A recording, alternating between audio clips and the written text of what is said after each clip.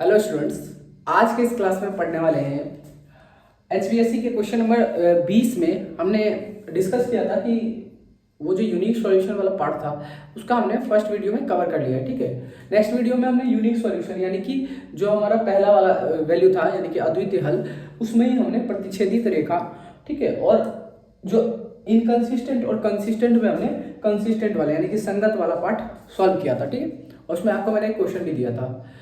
आज के इस पार्ट में हम देखने वाले हैं इस वाले पार्ट को, ठीक है, सेकंड वाले को, इसको हम डिटेल में बताएंगे। ठीक, तो पढ़ने के बाद अगर ये ना हो और ये ना बोलो तो मजा ना आएगा। ठीक है, तो फिर सॉल्व करते हैं चीजों को। तो देखो, सबसे पहले मैं एक इक्वेशन लेता है यानी कि समीकरण लेता हूँ। क्या लेता हूँ? समीकरण।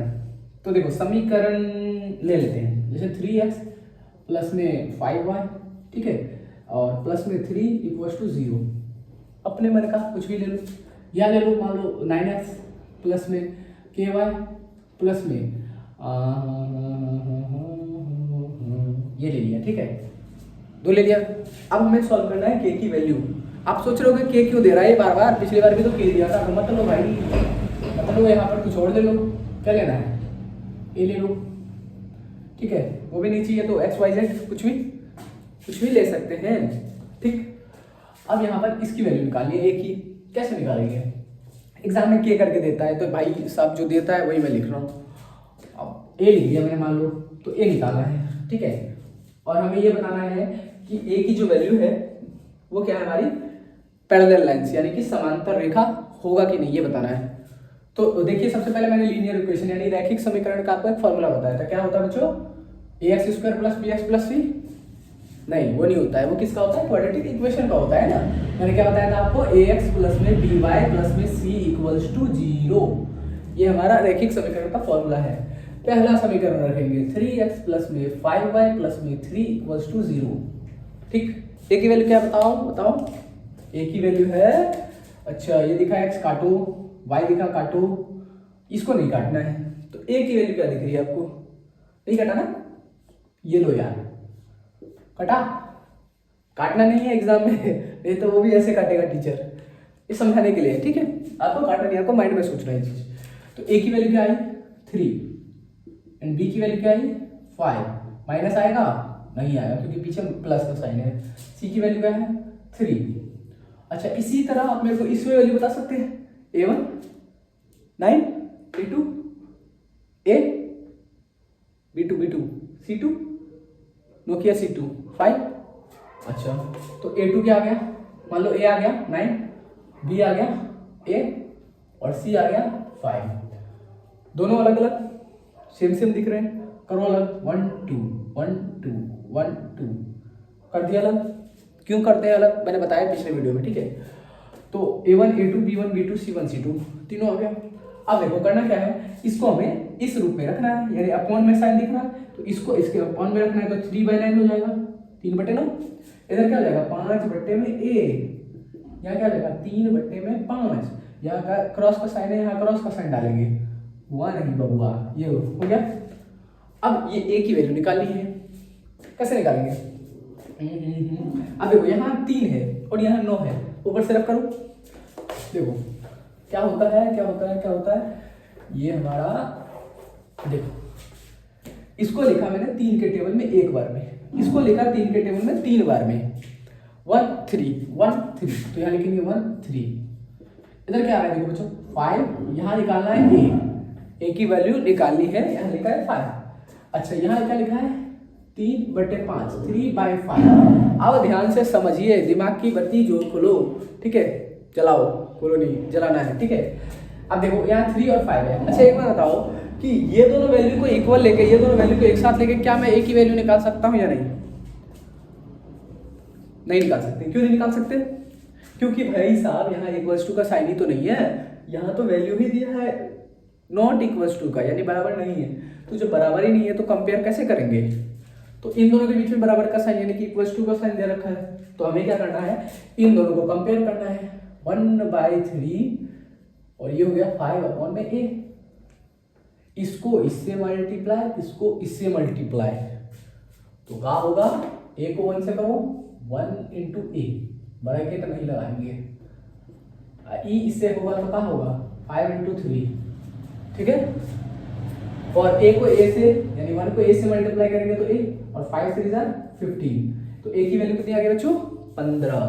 तो यहाँ कहाँ लिख देंगे 15 और चेक करेंगे, तो ए की वैल्यू 15 आ गया, नोट कर लो, ठीक है।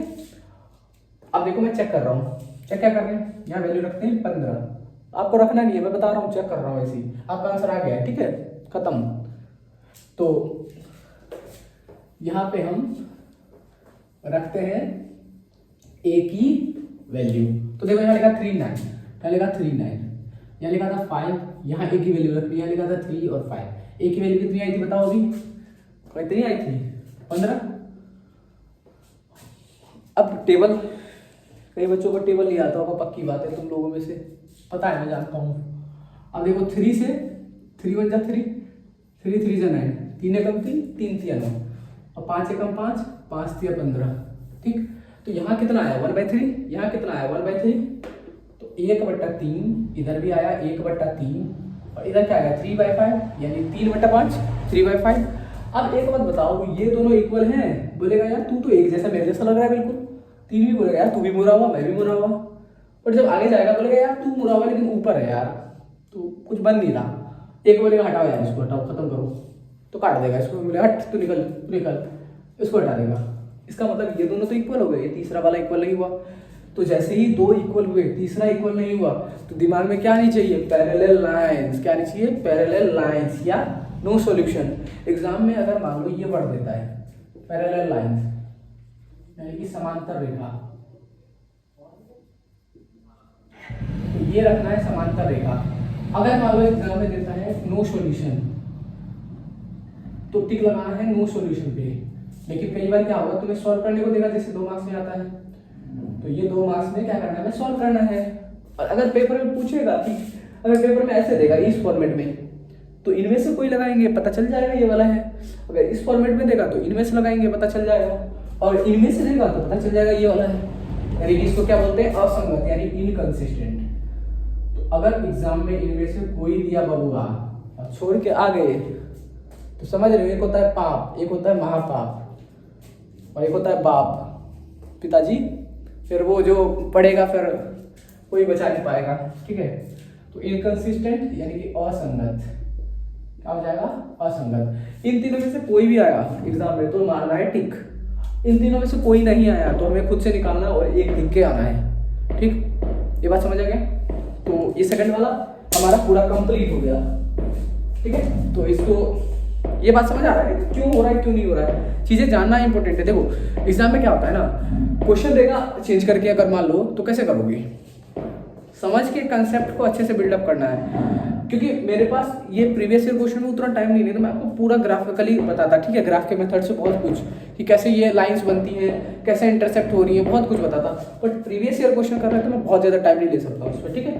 तो ये वाला हमारा पूरा कंप्लीट हो गया, तो इसको करते हैं रफ, श्रद्धांजलि दे देते हैं इसको, ठीक है। चलो, मस्तिष्क की सीमाओं का उल्लंघन तो नहीं कर रहा है ना ये चीज़ें, भाई साहब, किसी की मस्तिष्क की सीमाओं का उल्लंघन कर रहा है तो फिर कुछ नहीं हो सकता तुम्हारा, ठीक, जैसे मेरा भी कुछ नहीं हो सकता, ठीक है।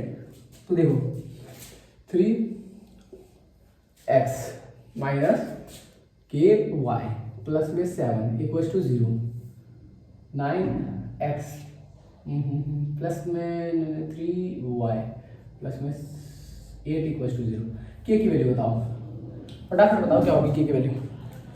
1 मार्क्स में देगा पता कैसे करेंगे बताता हूँ। अगर 1 मार्क्स में देगा और दूसरा वाला क्वेश्चन बोलेगा कि ये पैरेलल लाइन से यानी कि समांतर रेखा है, ठीक है, तो क्या बताओगे, समांतर रेखा दिमाग में क्लिक करना चाहिए ऐसा, 3 एकम 3। देखो यार ये मूड खराब कर दिया, इसे चलाते हैं, हरा हरा से कुछ करते हैं, 3 1 जा 3, 3 3 जा 9। अब ये देखो यहाँ पे अगर 1 रखूँ तो ये 3 है, 1 3 1 3 कॉमन, तो के की वैल्यू क्या आ जाएगी 1, सीधी पता चल रही है। तो एग्जाम में अगर 1 मार्क्स का आया तो ऐसे करना, ठीक, अगर 2 मार्क्स का आएगा तो ऐसे मत करना, तो सॉल्व करके करना है, ठीक है। तो इस क्वेश्चन को सॉल्व करके क्या करना है, अपलोड करना है कहाँ, मतलब बताना है कहाँ पे, कमेंट सेक्शन में, ठीक। तो इस क्वेश्चन को सॉल्व कर लेना और बताना कैसा हाल है बबुआ, सॉल्व हो रहे हैं या नहीं हो रहे हैं। अगर नहीं हो रहा फिर दोबारा देखना इस वीडियो को, हो जाएगा, ठीक है, हो जाएगा, टेंशन मत लो। सेकंड वाला हो गया। अब अगले वीडियो में हम क्या करेंगे, इसको कवर करेंगे, पोस्टमार्टम इसका खत्म कर देंगे। उसके बाद हम आएंगे क्वेश्चन नंबर, देखो 21 तक हमारा हो गया ना, 22 पे आएंगे फिर 23 वाले क्वेश्चन को। आप 23 वाला ना पूरा सेगमेंट देख लेना, बार बार बोल रहा हूँ, क्योंकि अभी तक ना मेरे हिसाब से 4 घंटे के अप्रोक्स वीडियो बन चुका है, और क्वेश्चन पे हम कहाँ है पता है, अभी 21 पे हैं। इसका मतलब अभी कितने क्वेश्चन है पता है, अभी हम 2 नंबर वाले क्वेश्चन भी खत्म नहीं किए, समझ रहे हो, 1 और 2 मार्क्स, उसके बाद 4 मार्क्स और 5 मार्क्स ये भी बचे हुए हैं। सोचो कितना बड़ा वीडियो बनेगा, कम से कम 8 से 9 घंटे तो जाएगा ही, बट ये 8-9 घंटे अगर कर लिया ना तो कम से कम मेरे हिसाब से 40 से 50% क्वेश्चन रेंज में होगा। देखो मैं ये नहीं बोलूँगा 90% होगा, 40% एवरेजन मान सकते हो, 40-50 इस पूरे पैटर्न से। हो सकता है ज़्यादा भी हो जाए, 60 भी हो जाए, 70, क्योंकि जो पिछली बार ये वाला है ना 23 वाला एग्जाम, तो जो मैंने पहले करवाया था उसमें, इसमें नहीं है, यूट्यूब पे नहीं है, वो पहले जो मैंने करवाया था उसमें से इसमें 85 मार्क्स का क्वेश्चन आया है एज इट इज़, ठीक है। और जो बाकी क्वेश्चन है वो 5 साल के अंदर के क्वेश्चन से आए हैं, ठीक है। तो अब बस हो गया तो रिवाइज करना है और कमेंट सेक्शन में मैसेज करना है कैसा लगा, ठीक है, टेक्स्ट कर देना है, ठीक। और वीडियो को शेयर भी करना है, याद रखना शेयर नहीं करते हो, कंजूस लोग तुम लोग, शेयर करना है वीडियो को, ठीक है। चलो।